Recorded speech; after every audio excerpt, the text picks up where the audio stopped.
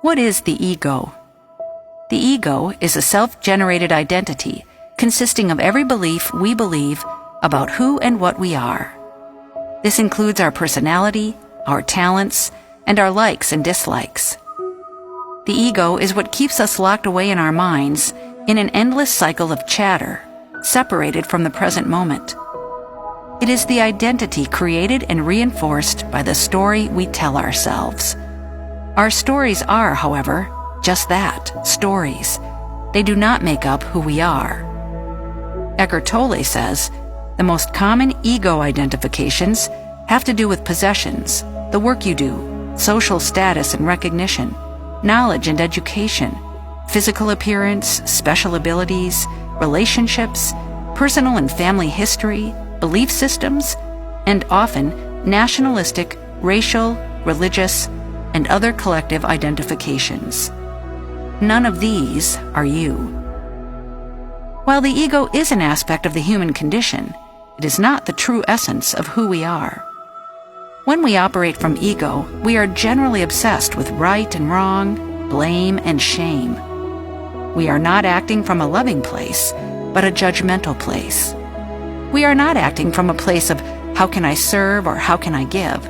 Rather, what do I get and how do I look?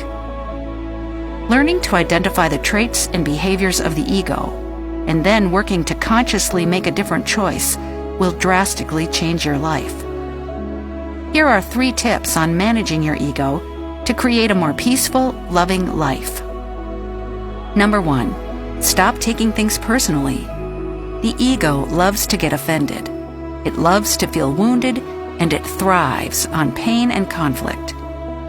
When we choose to be offended over things, we are actively choosing to allow the ego to take hold of our lives and create pain.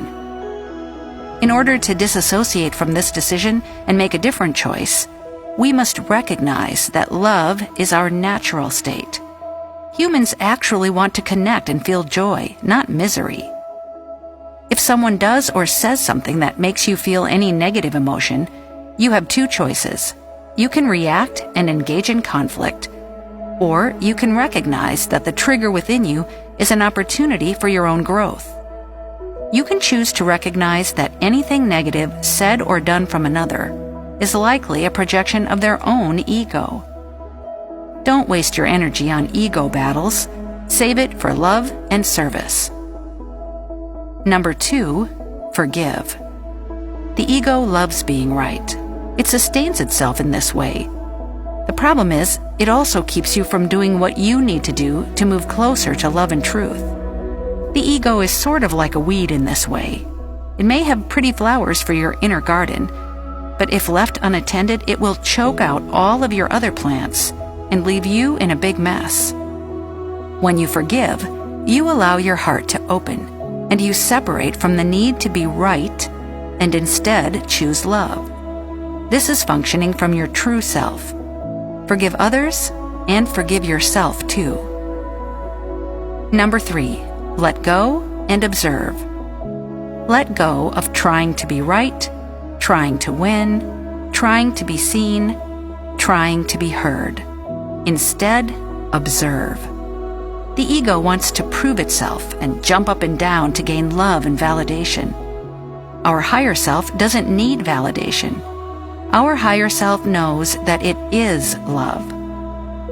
By becoming aware of the ego and its need to be seen, heard, and acknowledged, you open up space to be seen and heard without expectation. By observing without expectation, you then see things as they are. You see people as they are, rather than through a projected sense of lack, because they are not matching up to your ego's demands. In this space, there is also an opportunity to sit back and observe as to who or who is not functioning from a place where they can offer themselves up emotionally to give love, acceptance, adoration to you. This means we let go of controlling people in an attempt to have our needs met. This is freedom. Eckhart Tolle said, "The moment you become aware of the ego in you, it is strictly no longer the ego, but just an old conditioned mind pattern. ego implies unawareness. Awareness and ego cannot coexist. There is no denying that the ego serves its purpose, but when the ego becomes the dominant process of your mind, you fall out of alignment with your true self. With practice, you can learn how to manage your ego better and create a life that feels more peaceful, loving, and authentic. As Gandhi said, "When the ego dies, the soul awakens." Let your ego die, a little more each day, so your own soul can awaken and grow, so your freedom and joy can grow, so your peace can come forward. Bless your life by letting go of your ego.